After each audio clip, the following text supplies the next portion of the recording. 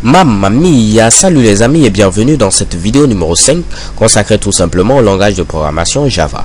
Alors dans cette vidéo, comme promis, nous allons nous intéresser tout simplement aux variables. Qu'est-ce qu'une variable? Une variable, c'est tout simplement un moyen qui va vous permettre de pouvoir stocker une valeur de manière temporaire au niveau de votre ordinateur, précisément au niveau de la mémoire RAM. Donc si par exemple vous avez par exemple combien de par exemple, si vous avez par exemple mamma mia, si vous avez la valeur 25 que vous souhaitez tout simplement stocker au niveau d'une variable, vous n'aurez qu'à créer ici cette fameuse variable et affecter cette valeur au niveau de cette variable. Voyons cela beaucoup plus en détail avec un exemple concret. Donc pour ce faire, je vais créer une nouvelle classe. Ne me demandez pas qu'est-ce qu'une classe, je vous expliquerai tous ces Mitsubishi dans les vidéos à venir. Pour l'instant, comme je le dis, faites-moi confiance et vous allez voir par la suite, cela va devenir très simple. En grosso modo, ce que je tente de faire ici, c'est vous expliquer ici les bases d'un langage de programmation. Et après, nous allons voir ici ce qu'on appelle ici un langage de programmation orienté objet. En grosso modo, Java est un langage de programmation orienté objet, raison pour laquelle on est obligé de créer ici des classes, des Mitsubishi de ce genre. Trêve de bavardage, on laisse ceci derrière, on va créer une nouvelle classe, en grosso modo un nouveau programme qui va nous permettre ici de pouvoir nous amuser un peu avec les variables. Donc je fais un clic droit ici sur Default Package, je pouvais faire également un clic droit sur mon projet ou un clic droit au niveau de SRC, pas de problème, je clique ici sur Default Package, New comme ceci, classe. J'ai la possibilité également d'utiliser ici cette icône, donc si je clique sur cette icône, automatiquement j'ai la possibilité également de créer une nouvelle classe. Donc là je vais l'appeler tout simplement variable et remarquez qu'à chaque fois je mets ici une lettre majuscule. Faites comme moi parce que tout simplement le nom d'une classe généralement commence par une lettre majuscule, ok? C'est une question de convention. Donc là je vais mettre tout simplement cocher également cette checkbox et cliquer ici sur Finish. Donc à ce niveau on obtient ici ce Mitsubishi, rien de bien compliqué. On va continuer maintenant les gars.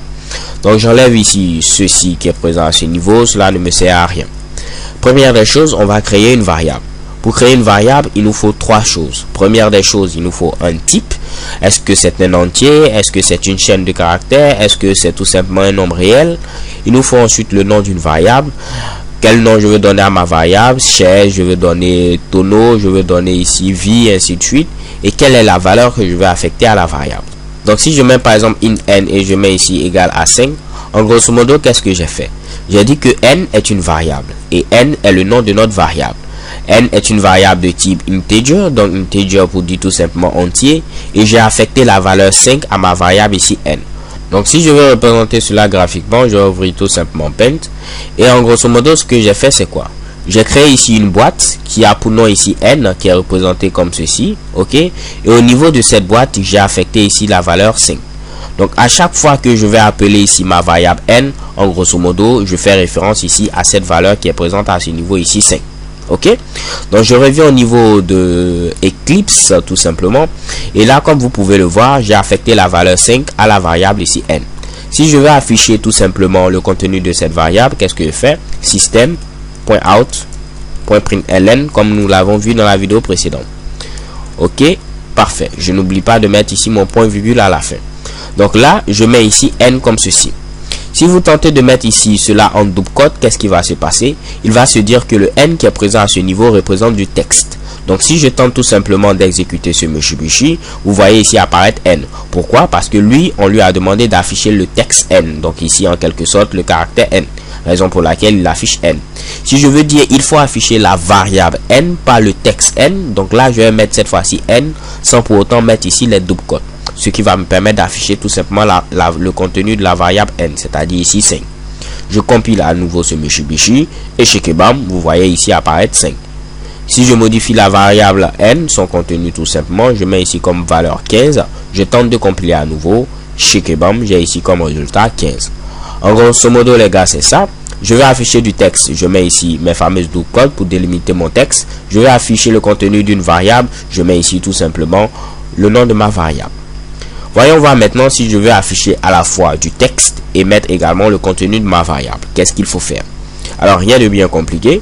Si je veux afficher par exemple le contenu de la variable n est, je vais mettre ici mon texte comme ceci. Le contenu de la variable n est, deux points.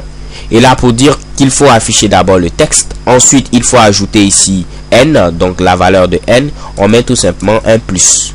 Le plus veut dire quoi? tu m'affiches ici le contenu de la variable n est et ensuite tu ajoutes ici le contenu de notre fameuse variable n. On dit qu'ici on vient de faire ce qu'on appelle la concaténation. On va tester ce Mitsubishi. Je clique à ce niveau et chez Kebab, le contenu de la variable n est 15. Je modifie tout simplement le contenu de la variable n. Je mets ici pourquoi pas 25.